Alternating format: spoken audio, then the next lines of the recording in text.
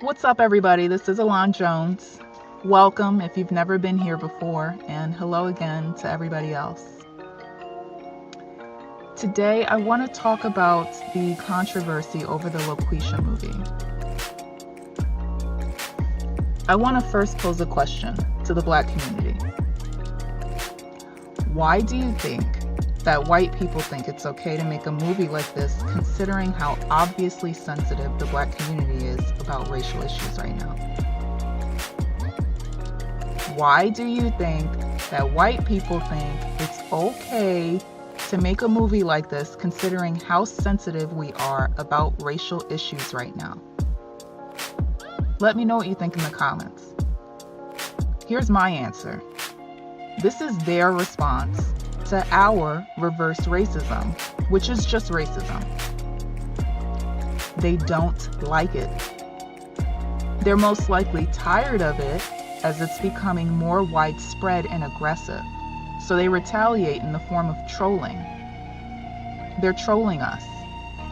They completely trolled us Black History Month this year. That was a statement.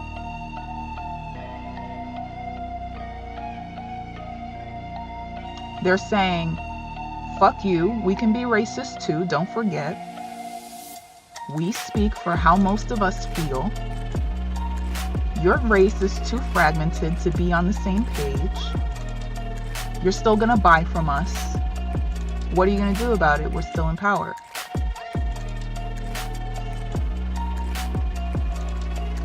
Black people have a culture where they think it's okay for them to bully others freely. In this case, I think it comes from thinking, you did us so dirty, you deserve it. You had it coming to you. It's part that, and it's also part, it's just the nature of some of our people. Cracking jokes on white people, which I think is different from what's going on today, has been happening forever in comedic spaces though. The thing is, if a white couple went to Comic View or to see a Black comedian, which they did, they expected racist jokes about them, and those were the people who could handle it. But today, as it's becoming a part of mainstream culture to make fun of white people, collectively, they don't have a choice to not hear it. Non-racist whites and non-Blacks who didn't participate in any wrongdoing towards Blacks hate us for this. And today, we have social media platforms where this bullying behavior and racism/prejudice is perpetuated internally and externally. And it's being led by misguided young people with extreme prejudice. If you're Black, whether you think so or not, you're a part of a pseudo pro-Black movement that's going on right now. These young people who don't have the maturity to lead movements are speaking for you. This is the only movement I've ever experienced that's led by the youth and is co-signed by older adults in such a way that I feel they're on the same maturity level as the youth. The body's older, but the mind is still young. And this is actually really apparent in the colorism communities, where I'd estimate the age range for the people there is from 12 to about 68 years old. Over there you have 57-year-old women talking about, I always hated those light-skinned bitches. These older women be talking about notification squad. You should be thinking on a higher level than that, ma'am. But that's a topic for another time. Basically, Black people are trying to fight racism with racism. Two wrongs don't make a right, but even above that, be smarter. Personally, I don't think it's a smart move to attack or bully a group of people who still have power over you. Or your group. Which makes me think that the Blacks who are not dependent on white people are doing this the most and have started these trends. Like maybe an entrepreneur who doesn't have a regular job, who also has anonymity, Like maybe an internet influencer who gets paid off the internet, who doesn't have to worry every day about going to work with the white people that they offend and upset. These people are among a group of privileged blacks that mess things up for the rest of the black community. A lot of us have regular jobs. A lot of us are also the only black person at our jobs. When you make racist things about white people go viral and the mayonnaise colonizers see it, it creates more of a divide for us at our jobs. But you don't work with white people or have to associate with white people, so who cares, right? Maybe you have that thing where you only care about yourself and you do things because of your selfish desires or things that are solely for your benefit. Remember the definition of SJW from my other video. They're masters at sabotage.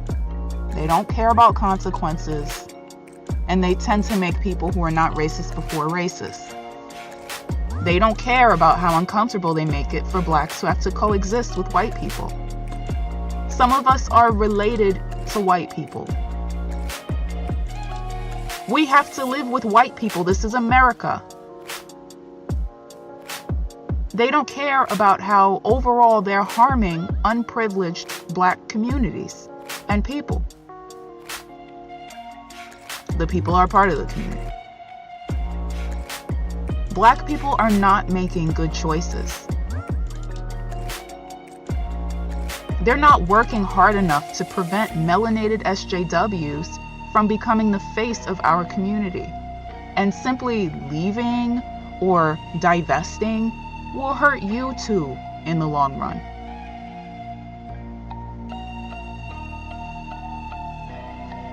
These particular types of people that work at these companies, they're not going to stop the trolling. And it's not even a situation where it's like, if you stop, we'll stop. This is just going to keep going on until I don't know when. And guess what, ADOS? It's always about us. Other blacks fake outrage over things like Loqueesha because they can be mistaken for ADOS. If they could be distinguished from us 100% and not grouped with us in this country, they wouldn't care about anything going on with us. And another thing, weren't they just stereotyping and lambasting Bonnet Loqueesha? Now they want to protect Loqueesha? What's with that? Do they just not want to be mistaken for Loqueesha because of their brown skin? Because they may possibly look like a Loqueesha? Or treated like a Loqueesha? Is there any real concern for the Loqueeshas of the world? And both of these situations did different things for people's social media. At that point in time, it was beneficial to bash Bonnet Loqueesha, and now it's beneficial to protect Loqueesha.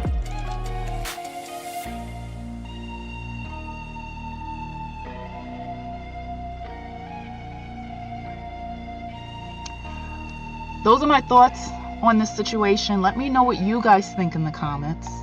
Don't forget to like and subscribe, and I'll catch you next time in another video.